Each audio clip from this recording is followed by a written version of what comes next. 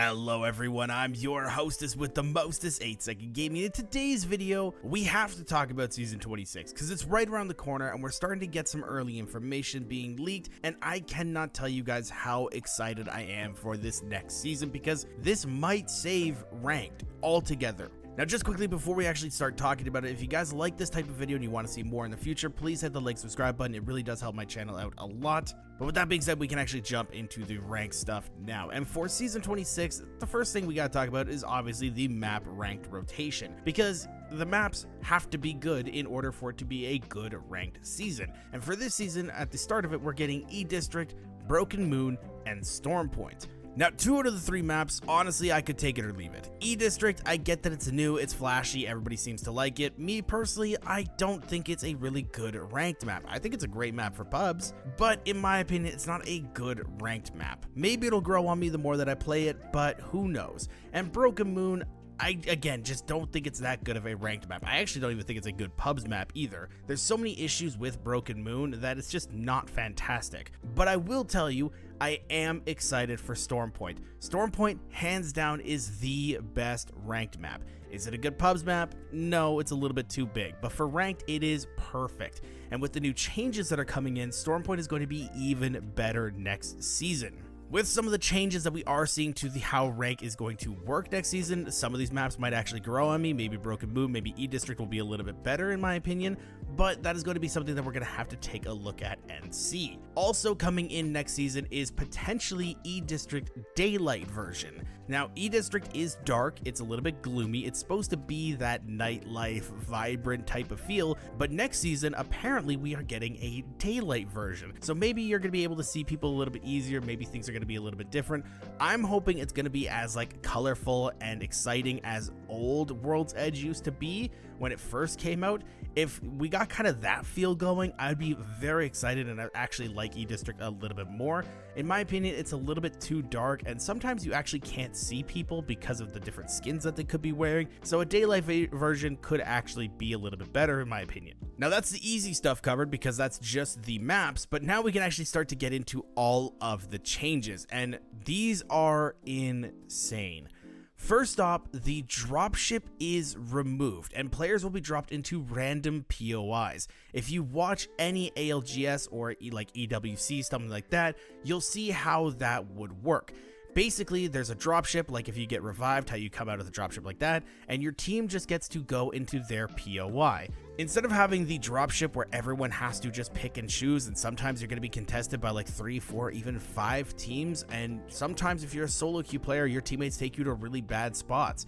But now it's all going to change because you don't pick where you're going. You are going to be dropped into a POI. And yeah, sometimes you might get the short end of the stick and get a really bad drop spot, but other times you could get a fantastic drop spot all to yourself and not have to worry about it. This is going to be a fantastic change overall in my opinion, but especially for solo queue players, this is going to be absolutely huge because now you don't have to rely on your randoms to actually take you to a good spot, and they're just going to be forced to actually drop into a good spot anyway. Now, from Hypermist, we only know that this is going to be in random POIs, so I am curious to see if you still could potentially land in the same POI as someone else. Are there still going to be early game contests? Because that is still a viable early game strategy. That is something that I am interested in seeing though, so I will be keeping an eye out for that, so just be aware of that. Now, next up, they are changing the survey beacon and ring console locations to update for this change, so hopefully everywhere gets a survey beacon or a ring console so that you're just not at a disadvantage because you got a random POI that didn't have one. Some people do base their drop spots off of which location has a console or a survey beacon or something like that. So hopefully everywhere has one. Though that being said, if everywhere had a survey beacon, that could be a little bit annoying, especially going up against characters like Sparrow who can scan them remotely, because teams can get so much information and so many free Evo points if they know the lineup, so it could be a little bit of a double-edged sword there, so that's another thing that I want to keep an eye out for. Now next up, they are increasing the Challenger RP bonus. What that means is if you eliminate player of a higher rank, it will give you more RP, and this is a constant issue in the game right now, especially in like Diamond Plus lobbies. Most of the time, the majority of a Diamond lobby is actually only like 12 teams are Diamond. Then you have like 5 Master teams, 2 Red teams, or something along those lines. It's very rare that you get a Diamond lobby that actually only has Diamonds. So if you're being forced to play against Master and Predator players while you're in Diamond, you should get rewarded a lot heavier for eliminating those players. Challenger RP is still a thing in the game, so some people do get a nice bonus that way, but making it a little bit higher is going to incentivize actually killing those Pred players and not letting them just control the entire lobby. This is something that I'm a little bit excited for, and I really hope that they roll it out in a proper way. But speaking of kills, RP gained from kills has been capped. Now, Hypermist doesn't actually say what the cap is, so this is speculation, but I'm going to speculate that it's somewhere between 6 and 9 kills.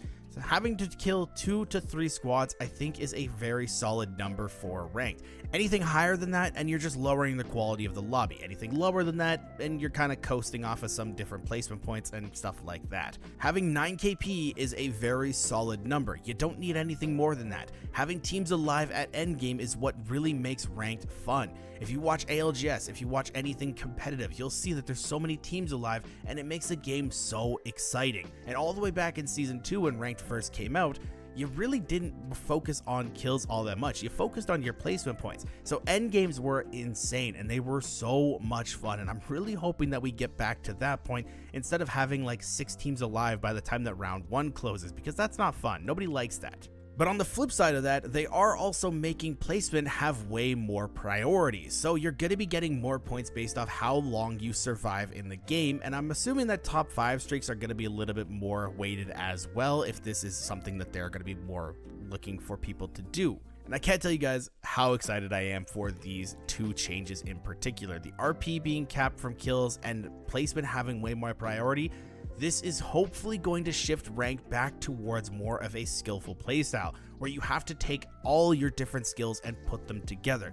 You have to be able to read ring pulls, you have to be able to fight, you have to be able to survive an endgame, you have to be able to position in fights. I want that to be what ranked is all about, instead of people just running each other down because that's what they think ranked is supposed to be. I don't want ranked to be an ape fest. Right now, that's all it is. It's just cheaters running at cheaters, and it's no fun. Ranked needs to be a little bit more skillful than it is right now. Honestly, for the past like 5 or 6 seasons, maybe even a little bit more, Pred means absolutely nothing. And that's a little bit sad. Having the highest rank in your game, something that people really push to achieve for, meaning nothing because it's basically just a participation award of how long you play the game, that's a little upsetting in my opinion. I really wish that they brought Predator back to a state where it was in Season 2, where it actually meant something to hit it, where it was hard to hit it, where it was an accomplishment to hit it.